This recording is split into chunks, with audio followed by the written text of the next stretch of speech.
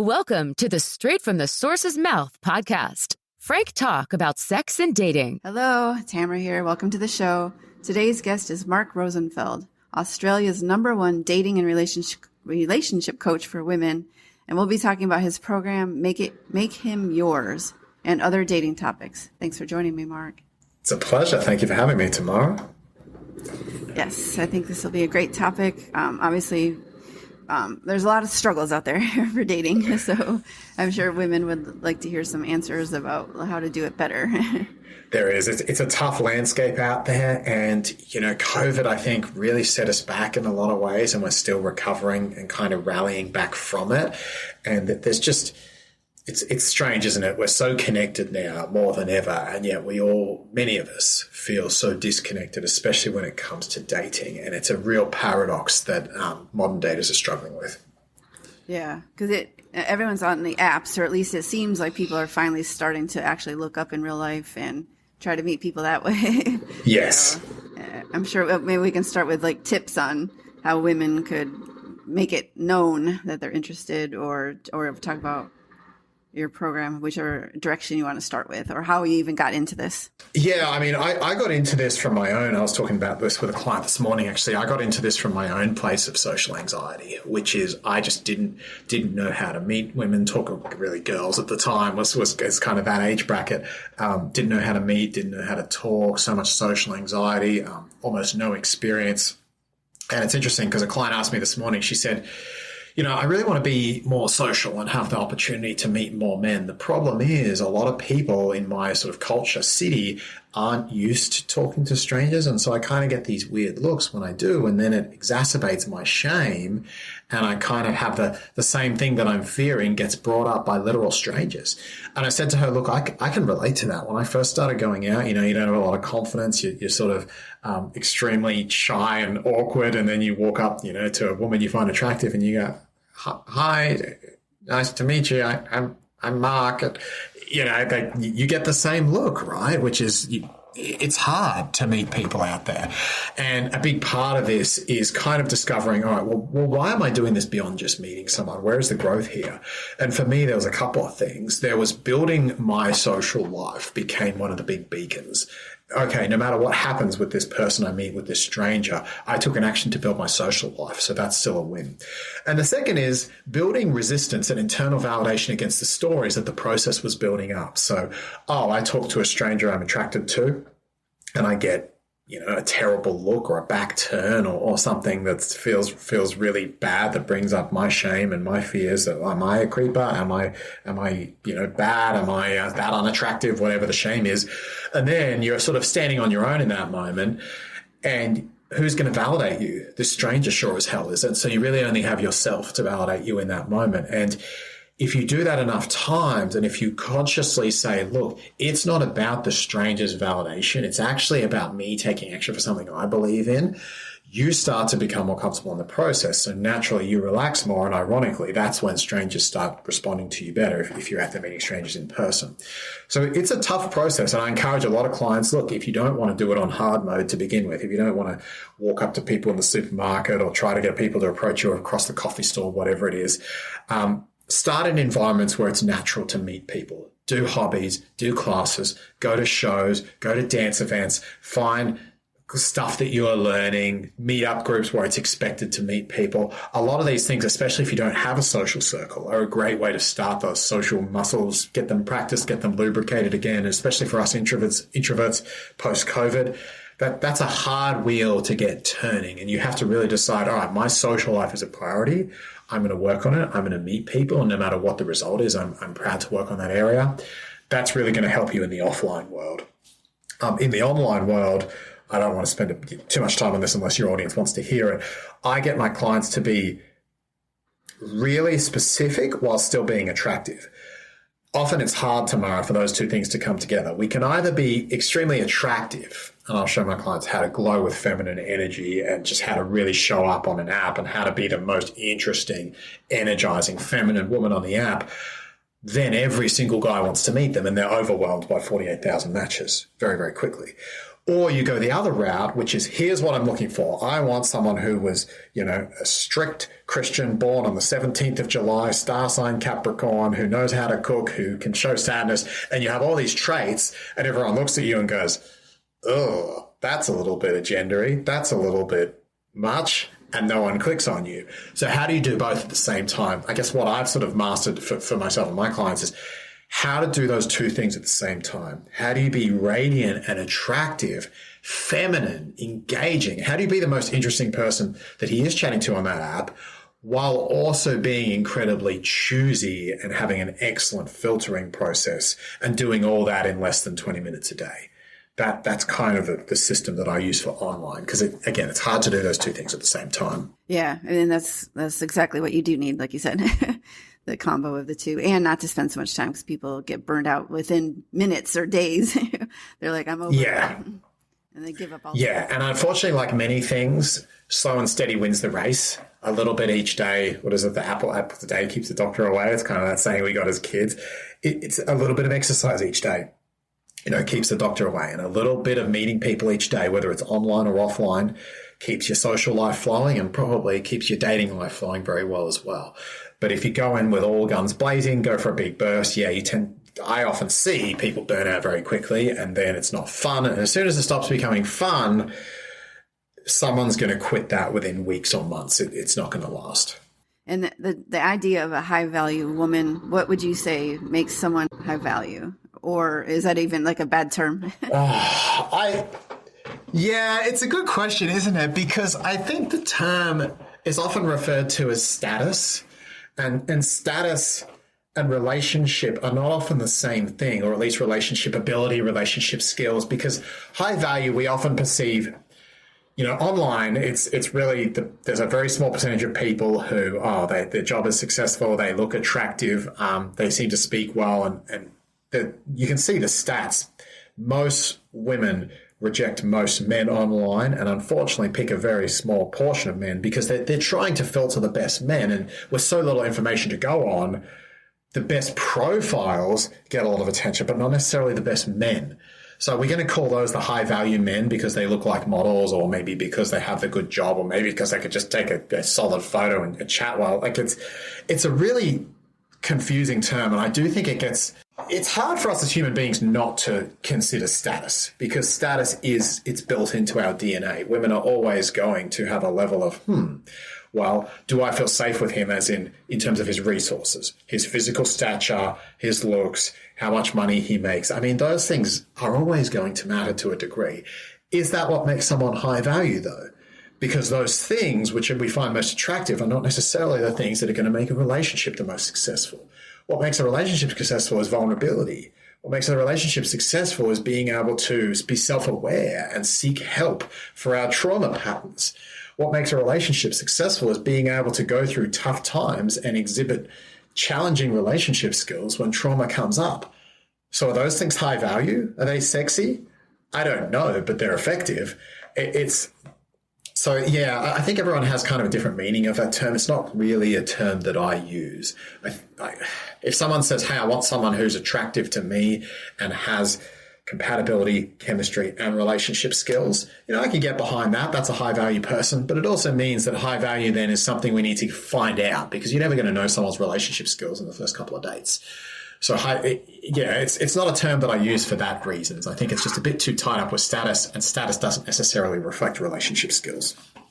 Yeah, I definitely agree. Would some of your clients, when you work with them, are they surprised by who they end up being with, or who they're attracted to, when you get them to see the value versus status stuff? I don't know if they're surprised as much as it sort of happens, and then I do hear the comment, he maybe didn't have the great profile, but I gave him a chance. Or if they meet the guy in person, they say, look, if I met him online, I probably would have swiped no. So I guess from that perspective, there's some surprise there. I generally work with women most of the time now. I still work with a few men here and there. Women trust, they're intuitive, they're emotional, and this isn't to generalize, of course, but women really do, they're emotional beings. They listen to their emotions. They listen to their intuition for guidance. And that's really important. That's a really big skill. So sometimes a person doesn't come out necessarily how you perfectly imagined in looks wise, emotionally you feel so safe with him that you connect to him. And I do see that again and again. So I guess in that sense, is it the exact physical description, or did I ever imagine myself dating a car mechanic? Maybe not. But you meet that car mechanic, he makes you feel safe, he treats you well, he's respectful, he actually has some relationship skills, which maybe stereotypically isn't something you necessarily, quote unquote, imagine a car mechanic would have. This one does, and you fall in love. And is that surprising? I guess it is in a way, but it's part of the process of being curious about a human being, and who knows where we end up after that. Yeah. And what do typical clients come to you for? Like, what have they struggled with, or what's the biggest? I mean, the biggest presenting complaint is always, I'm not meeting the people I want to meet. I'm not meeting the caliber or quality of men I want to meet. And so sometimes there's obviously, well, always there's a strategic component to that. How are you meeting people? And then there's a self component to that. How resourceful are you being? And sometimes there's a trauma component as well. How are you pushing people away that could actually be good for you? For example, if you're just dedicated to chasing that banker who makes 500K and looks great on paper, there's actually a subtle form of emotional unavailability in that on your side, because it's, I'm chasing someone who would never actually commit to me. Now, I'm not saying there's bankers that don't commit, but if we get so specific, so incredibly specific with our niche, it's actually a really sneaky way to avoid almost everyone. Because there are so few people in that category, the odds of you meeting someone is pretty slim. So ironically, you get to stay safe and single if you just focus on an extremely tight niche. Now, it can go the other way as well. I've also had clients where their niche is too open and they're too open-minded. And I had one client, for example, where she said, I really understand people, Mark. I really get that people struggle, and I get people in a way most other women don't, or most other people don't. And she's an empath, she's a former nurse, so it's kind of fits that mold.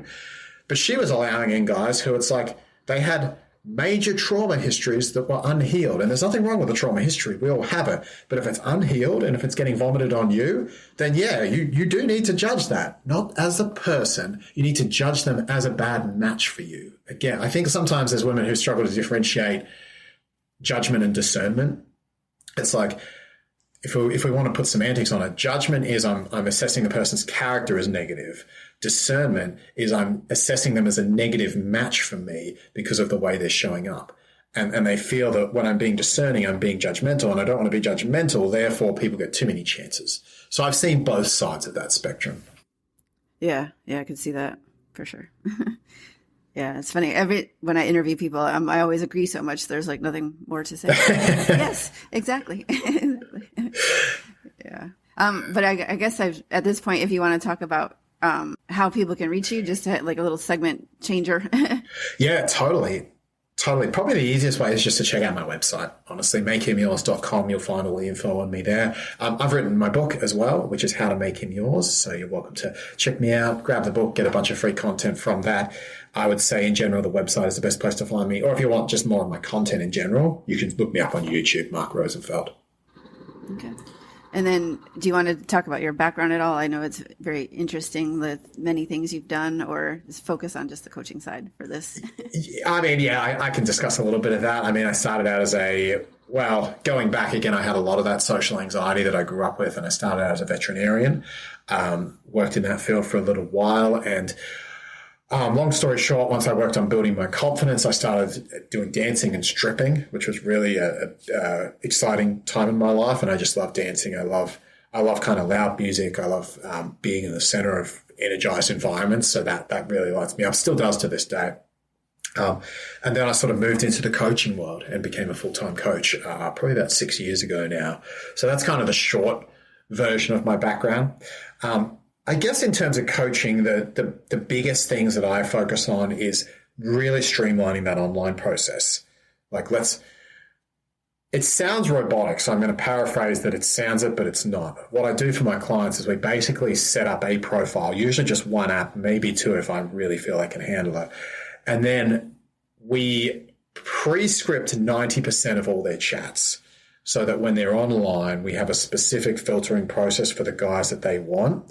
And we do it in a way that doesn't sound robotic at all. We add personalizations for every chat.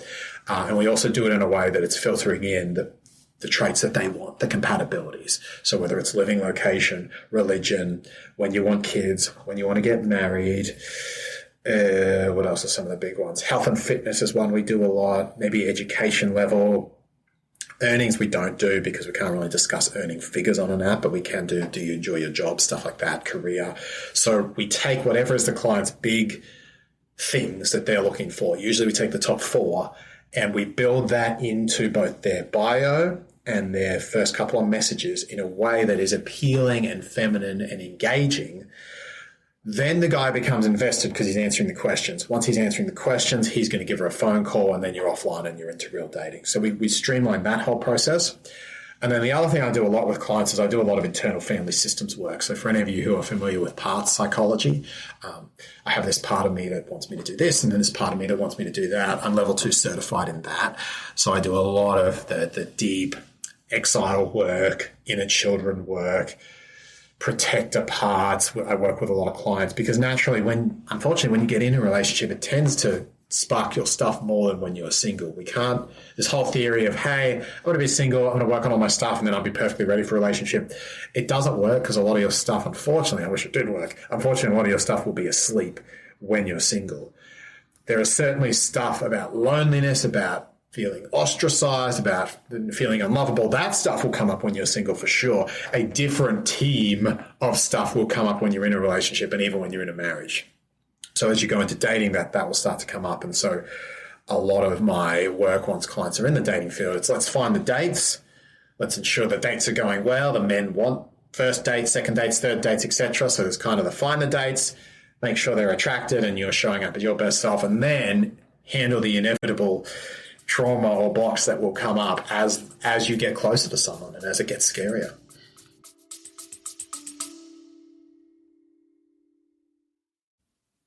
Hi, everyone. Sorry for the interruption. I just wanted to point out that there is a send us a text message at the very beginning of the description, and you can use that to send an anonymous question or comment. So I'd really appreciate it. All right. Thanks. For sure. Yeah, I've definitely experienced that where I was perfectly comfortable being single. And I'm the same. Yeah. I mean, it's not that I don't like company, but in general, as someone who leans more avoidant, and we all have our attachment styles, you might be secure, but most of us are not perfectly secure. You tend to have a leaning, even if you're secure. If pushed, we tend to lean one way, and I am more leaning definitely on the avoidance side. So it's easy for me to be single. And my marriage has tested me in many ways because as you get closer, it's like, oh my God, there's the avoidant fear, that loss of self, that loss of my boundaries, that fear around I don't have me anymore has been sparked as our relationship has gotten closer. So that's been something that's been really fulfilling, challenging at times, and fulfilling to work on as being part of a healthy marriage. Yeah, and I'm the opposite. So my anxiety, of course, would go by anxious. Yeah. You're anxious? Yeah. Yeah. And that obviously my partner now is more avoidant like you. So yeah, we definitely struggled in the beginning where I'm like, I'm not trying to suffocate you and I just need reassurance sometimes. And we exactly. Found a good balance. The challenge for the avoidant person is to be really deeply reassuring and loving towards the anxious person. The challenge for the anxious person is also to be reassuring and loving, but it's a reassuring and loving of your independence and your what's the word? Self-expression is not quite the word I'm looking for. I value the avoidant needs to say, I value the connection. And the anxious needs to say, I value essentially your self-expression or your autonomy. That's what I'm looking for, your autonomy. And that's hard for the anxious to say, just as it's hard for the avoidant to say. So it's that dual lean-in effect. And the more anxious and avoidant the extremes are, the harder that dynamic will be to overcome. Yeah, definitely. Yeah, luckily it didn't take us too long to figure that out. To do that, great. Yeah, like the first time I smothered him with needing the reassurance, he was so put off. But when he was calmed down, we talked about it. And that's where, it's sometimes hard for the anxious person to ask for what they need without feeling like they are smothering. And it's hard for the avoidant person to ask for what they need without feeling like they are disappointing the other person, without feeling like they are abandoning or disappointing. I don't want to disappoint or abandon you. I just need a little bit of me space. And the anxious person says, I don't want to control you or take you over. I just need a little bit of reassurance. And because they're opposites, it sounds like you've done a great job of working through that challenge. And for any of you listening who have this dynamic, that's going to be your challenge to work through with your partner.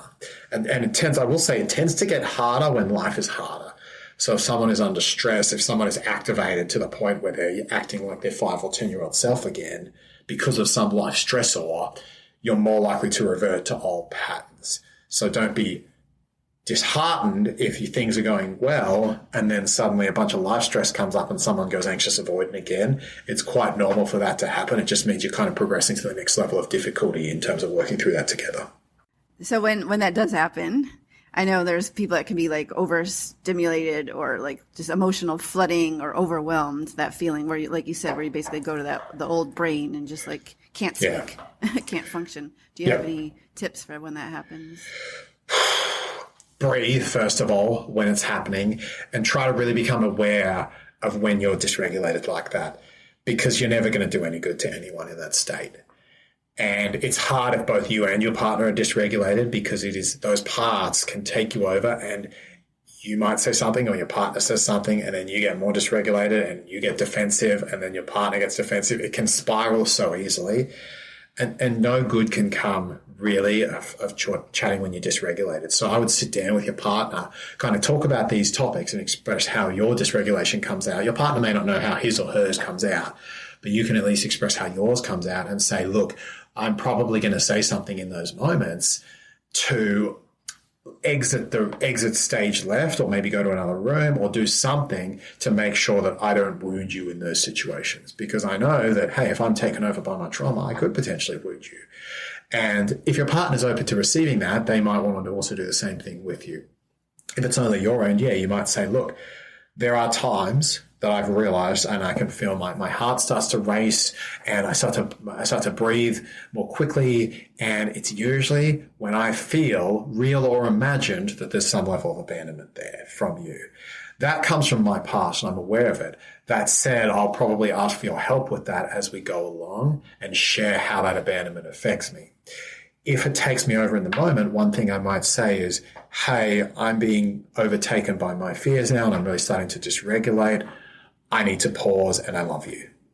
And then leave the room. And however long it takes. Now, your partner might be okay with a 30-minute pause or a 12-hour pause, depending on the person. Some people like to repair sooner or later. If you guys can have a system where you can prevent things escalating, and you don't just need to run away. Someone knows, you both know each other is loved. So sometimes if Sam and I have this, it's like she might say, I love you. I need to leave the house and walk this off. And so I know that when she leaves, she'll be back within an hour. Okay. So I kind of go, okay, she's saying that's good. That's an agreement we had. So those things can just kind of help. And that way I don't get too anxious because I don't know when this is going to be repaired.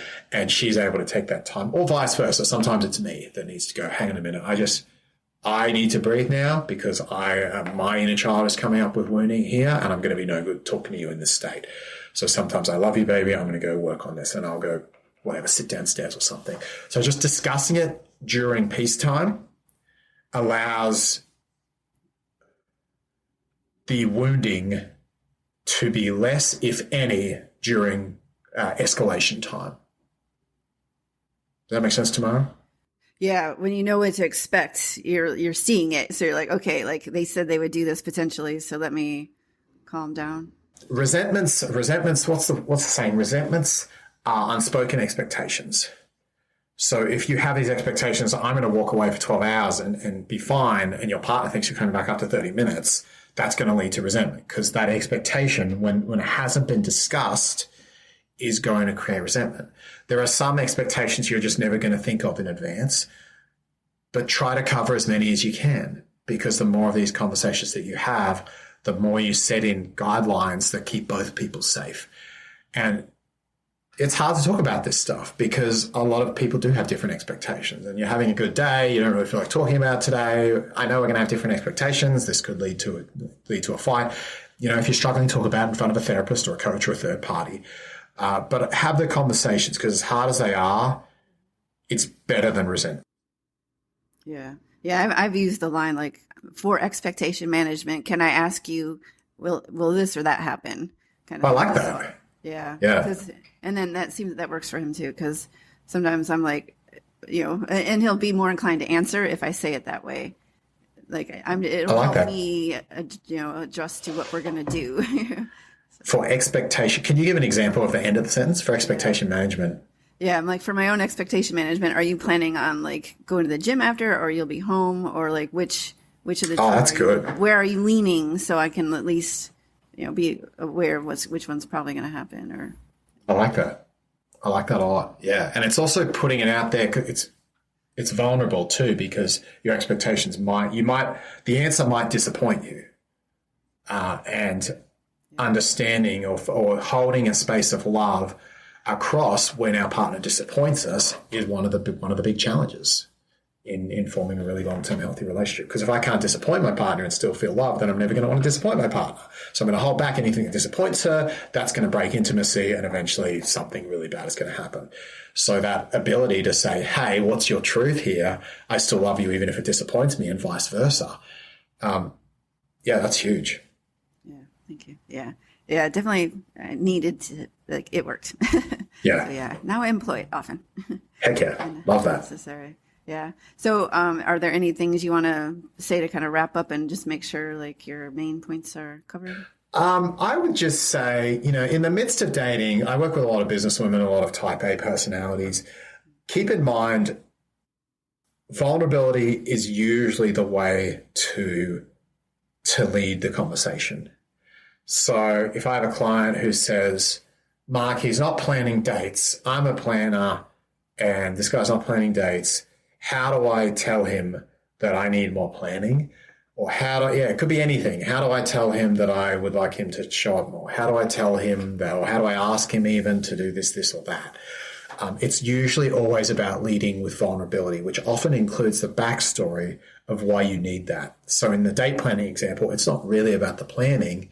It's the lack of safety you feel when things are unplanned, which is very likely from a childhood where you learned to plan because there was no stability or boundaries in the family unit, and it was so unstructured that you learned when you were very young that structuring things was the best way to keep yourself safe. And if you really share that from a vulnerable place, the guy's not going to be like, oh, gosh, she's just asking me to plan everything. She's telling me what to do. He's going to understand how vulnerable you were and how vulnerable you still are. And the planning is not really about the planning. It's about you feel unsafe. And it's okay to feel unsafe. What's not okay, or what's going to break intimacy is going to be to pretend that you don't. So I'm this tough, like, exterior who just really likes planning. Well, that comes from a raw and vulnerable place. And it's the same for men in return. Really show up with a level of vulnerability and express why things matter to you from not just your present perspective, but from your past and from what you're made to feel. And that's vulnerability bridges connection. So if you can do that with the right people, because you have the right dating strategy from online or offline, that's going to lead to quality connection with a compatible person. Okay. So when it goes to the male or the guy planning the dates, is there some kind of wound that he could have had, like he disappointed someone when he planned, so he'll never plan again? Is something you could address? Or totally. I mean, you don't want to be coaching a guy to plan dates from first date onwards. You do want to be inviting. You do want to be able to allow him to know that you want him to do that without doing it for him. The vulnerability it's like the bar situation. Classic bar situation, woman makes eyes with the guy she feels attracted to, guy walks over to talk to her. Who was vulnerable there? From an observer's point of view, you would probably say the man is the vulnerable one because he's the one who's risking rejection. But the woman, to make eye contact and to be inviting, is also risking rejection first. So there's a shared vulnerability there. The woman does the inviting. And like if you've ever invited someone to a party or a wedding and they don't want to come, it kind of sucks, right? It's vulnerable to say, hey, I want your presence here. And then the person says, no, thank you. So The woman's vulnerability is around the invitation. The man's vulnerability is around the action. Don't do the action with me by general advice. It's not that women can't plan a date. Of course you can if you really want to. In general, if you want the man to do most of the chasing, then understand you'll do most of the inviting. You are the shine. You are the diamond. You are the energy that's being drawn in. That doesn't mean you'll draw every man in. It doesn't mean some men won't go, I don't want that diamond, because that will happen. It doesn't mean you did the wrong thing. It just means that diamond wasn't a match for that person. But you do the inviting. You show the man that he's likely to be successful if he attempts. And then you will see if he is able to get over his trauma and attempt. And if he does have a little trauma there, he gets over it. He invites you. You say yes. You show you're excited. You win because he chased. He wins because he got over his fear. Everybody wins. Some men have too much. They're too scared. And no matter how many invitations you give them or how much excitement you show at the prospect of them asking you out, they still won't have the courage to do it. They'll want you to do everything. And those men are under-functioning men. And you probably just don't want to deal with them. So it's sort of that, it's that dance, and both people are vulnerable in the dance. Yeah. Okay. Awesome. All right. Well, since I interrupted your potential final thoughts, if there's any one last thought, or we can. You know what? I just say, get out there, be curious, and find a way to enjoy the process. Because if we actually get off the internet, most of the people we get out there and meet, even if they come from the internet, are actually pretty good people, and they're interesting, even if they don't become a match for you. So just find out how to be curious about other humans, and the rest will take care of itself. Awesome. All right. Thank you very much for being on. Great information, and also help a lot of people. If you love this episode, be sure to tell your friends about it and follow the show as well, and check out Mark's information and website. All right. Thanks again. Thanks for having me, Tamara. And thank you, everyone. It was a pleasure. Thanks, guys. Thank you. Alrighty. Frank Talk, sex and dating educates.